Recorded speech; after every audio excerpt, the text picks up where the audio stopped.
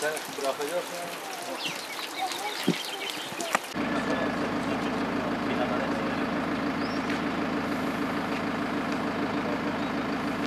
Hoş geldin başkanım. Burada asmaz kırıldı. Alt kadar biraz zarar vermiş. Bir de bakacağız başka bir bilgisi varsa.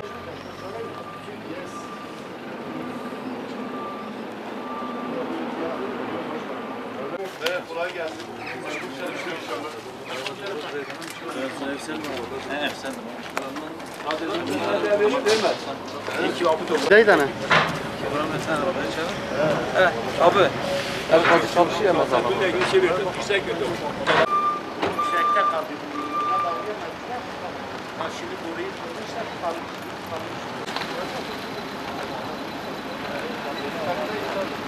Evet, bir tane dayı var orada. Tamam. Onun amortörünü açtım.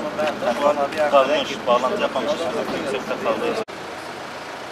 Biraz birbirine bağlantılı oluyor. Buradan aşağı alıp geçmeye başlar. Burası sürekli sıkıntı olan bir yerde. Hep evlere buranın kanalları oluyor. Evet.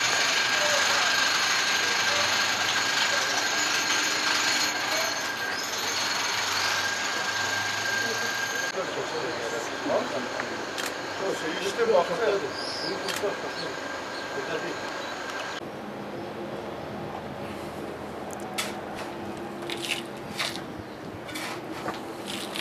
Yolda güzel çekiyor.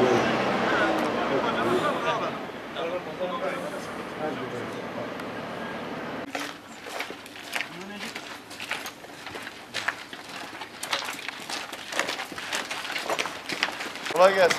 Evet.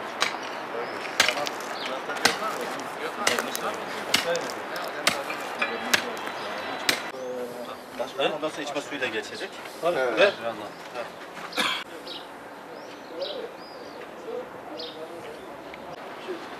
711 tamamen budur. Budur. Bunun kalite 715 lira satın. 711 lira. Buranın elbistan toza durdu. Hele başkan çok şeyleri görüyor, çok beri.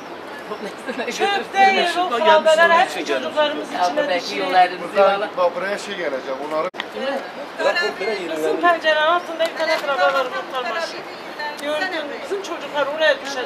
Gerçekten düşecek. Şimdi orası kendisi burada. Tarihi bir ev. bakak sıkıntı neyse. Tamam, sıkıntımız var yani başkanım. Sen başkanımızsın. Aha canımızı verdik, senin için çalıştık, çabaladık. Kızım da iyi biliyor. Sen iyi biliyorsun. Şimdi geldiler yapın arası neresi hele projenin çıkışı belli değil. Bu kayalar yapılacak artık. Yan taraftaki Kayalar meyalar da hepsi yapılıyor. Onları yapacağız. başkan Bir de siz arka geçen gün taraftaki evi üstümüze ev gördünüz mü peki? yıkıldı. O çok kötü yani. O Ama Biraz aşağıdan gelip buradan diğer tarafa indik. Müsait çıkarma arkasına gel. Burada çalışmalarımızı bitirdik. Burada bitmiş oldu. Hem kanal hem su geçti. Malzememizi getireceğiz. Başkanım abi çeşmeyi de onardı da çeşme gitti. Yani bunları canlandırmak lazım. Şebekelere Abi de şeydir. Cengiz Eyüp'ü Cengiz Bunlar da burada işte. Yok yazın gelip şey oldu. Ders şekledik kılındı komple. Bu da Siz abi şey daha ne var?